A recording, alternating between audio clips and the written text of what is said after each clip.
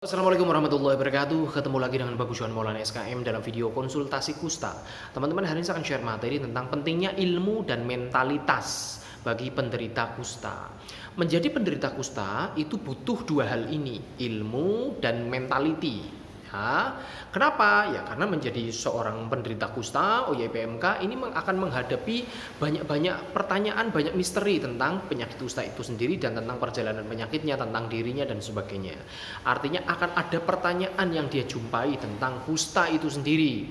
Terlihat dari teman-teman semuanya yang bertanya kepada saya di kolom komentar YouTube atau misalkan ada yang konsultasi privat ke saya.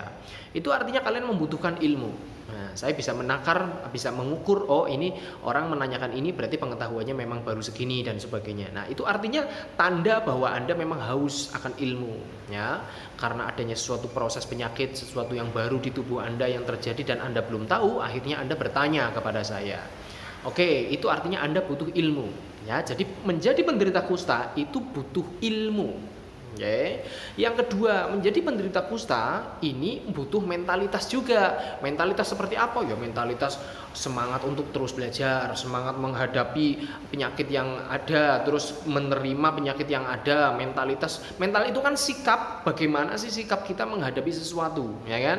Di depan sana kan ada beberapa stresor-stresor yang mungkin akan Anda hadapi. Ya, saya pernah membuat video stres pada penderita kusta. Anda ketik Bagus Johan Maulana stres pada penderita kusta. Apa saja sih yang memicu stres atau apa saja sih stresor-stresor bagi penderita kusta? Nah, untuk menghadapi stresor seperti itu Anda membutuhkan mentalitas, membutuhkan seperangkat instrumen sikap, ya, untuk menghadapi stres tersebut agar Anda tetap bisa menjalani penyakit kusta ini dengan sabar, dengan baik, dengan mengurangi komplikasi dan juga tanpa drama, dan semuanya juga akan menghasilkan sesuatu yang lebih sehat lagi, lebih baik lagi untuk masa depan Anda dan keluarga.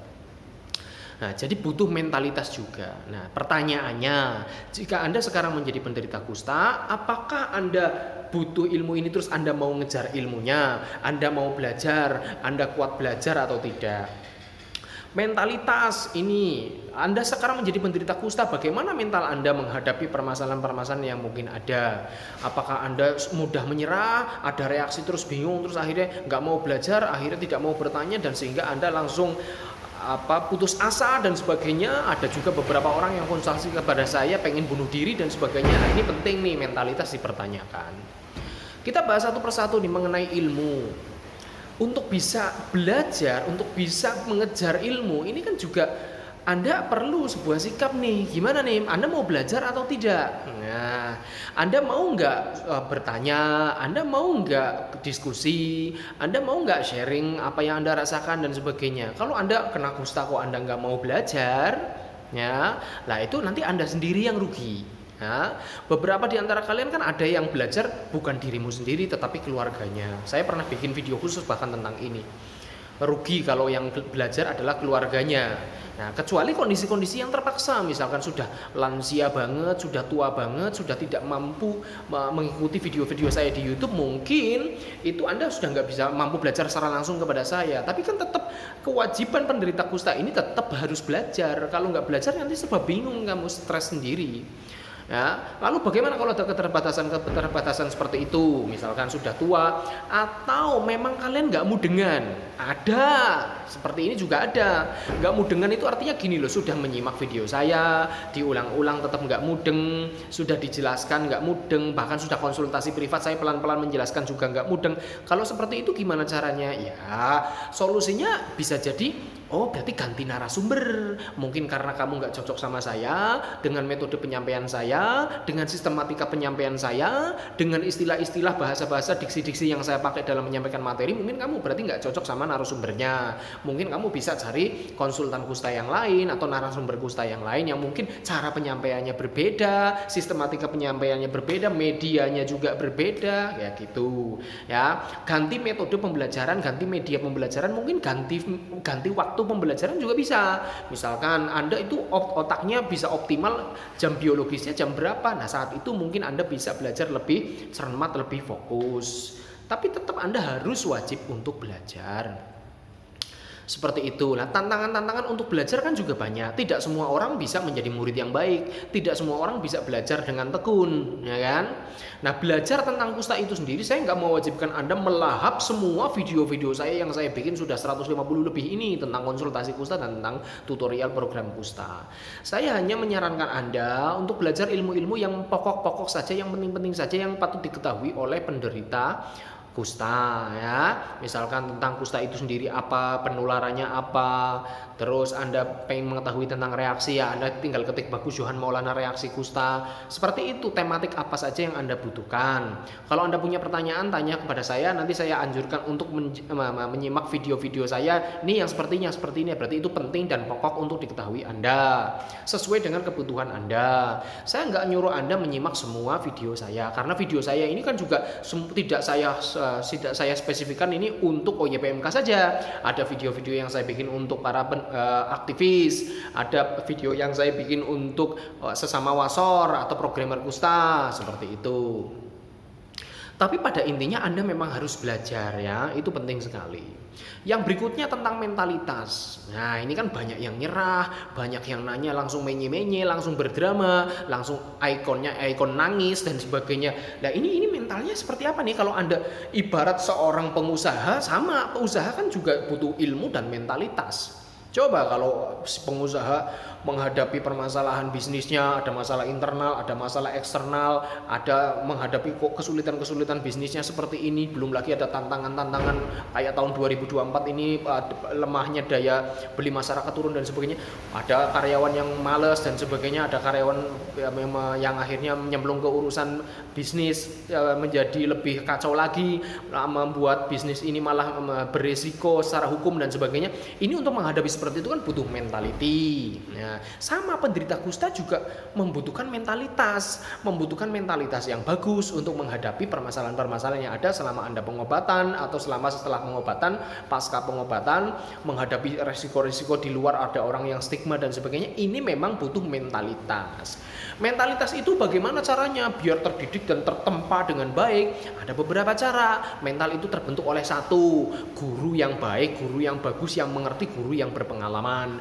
Guru yang berpengalaman ini contohnya apa? Ya, guru bisa saja senior Anda atau konselor, ya, penderita kusta yang sudah senior, yang sudah tahu, atau programmer kusta puskesmas Anda itu bisa Anda jadikan seorang guru. Atau saya misalkan konsultan kusta profesional dianggap guru juga bisa, edukator bisa dianggap guru, ya. Artinya orang yang lebih berpengalaman dari Anda.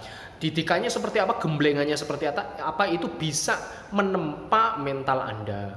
Yang kedua, mental juga bisa terdidik, tertempa karena budaya kerja dan aturan organisasi atau instansi. Makanya kemarin saya bikin video menganjurkan Anda OYPMK untuk berserikat atau berkumpul atau berkelompok, membentuk kelompok. Nah, di situ karena Anda membuat kelompok, membuat organisasi, di situ Anda bikin aturan mainnya seperti apa, ya, ADART-nya seperti apa, kayak misalkan kantor, instansi, itu kan juga bisa membentuk mentalitas seseorang. Siapa yang tidak disiplin akan dikenakan sanksi, siapa yang telat apelnya dan sebagainya nanti akan dipanggil oleh atasan dan sebagainya. Budaya kerja seperti apa, itu akan membentuk mental seseorang. Jadi kalau Anda membuat organisasi OYPMK dan sebagainya, aturan mainnya seperti apa dikukuhkan. Jadi orang mentalitinya juga bagus. Orang datang ke situ akan menemukan solusinya. Orang datang ke situ bukan mentalnya tambah lemah, tapi malah dikuatkan, seperti itu. Mentalitas seseorang juga terbentuk karena circle atau inputan ilmu-ilmu, ide-ide apa yang masuk ke dalam otaknya setiap hari. Circle itu artinya circle pertemanan. Nah, pertemanan jangan siapa saja. Kalau Anda kumpulnya sama orang yang belgedes, madesu, kutu kupret, ya sudah, mentalmu malah tambah lemah, gitu loh. Saya menyarankan Anda kumpul untuk saling menguatkan, bukan untuk saling menangis bersama, banyak drama dan sebagainya. Enggak, bukan seperti itu caranya. Kumpul untuk saling menguatkan, saling support, seperti itu. Pertemanan dengan siapa saja. Nah, ya, dan juga setiap hari ini inputnya atau informasi yang masuk ke dalam otakmu itu apa saja. Setiap hari seperti apa sih? Oh, kayak saya belajar juga tanpa henti. Di mobil saat pulang kerja, berangkat kerja, itu pasti nanti saya memutar video apa dan sebagainya. Jadi inputannya sesuatu yang positif terus. Kalau yang negatif terus, berita-berita yang negatif yang akan melemahkan Anda, ya mental Anda akan berubah. Gitu ya, jadi circle Anda bergaul dengan siapa dan informasi yang apa masuk ke dalam diri Anda ini yang positif-positif. Nah, itu akan membentuk mentalitas Anda. Mental ini juga terbentuk karena apa? Karena tempaan atau menghadapi permasalahan-permasalahan. Anda menghadapi masalah, Anda mampu menyelesaikannya dengan baik, Anda fokus ke solusi, melewati masalah itu, Anda akan bertambah kuat mentalnya, tambah Anda merasa mampu melewati ujian-ujian seperti itu, otomatis Anda naik level, mentalnya naik level, tambah kuat, tidak mudah untuk menyerah.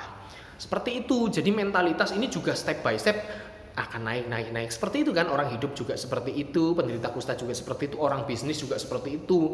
Orang bisnis nggak hanya masalah ilmu saja, lah mentalitasnya nggak ada ya nggak bakalan jadi. Begitu ada masalah langsung menye, langsung drama, langsung menyerah dan sebagainya, langsung bubar bisnisnya seperti itu. Sama orang penderita kusta juga demikian.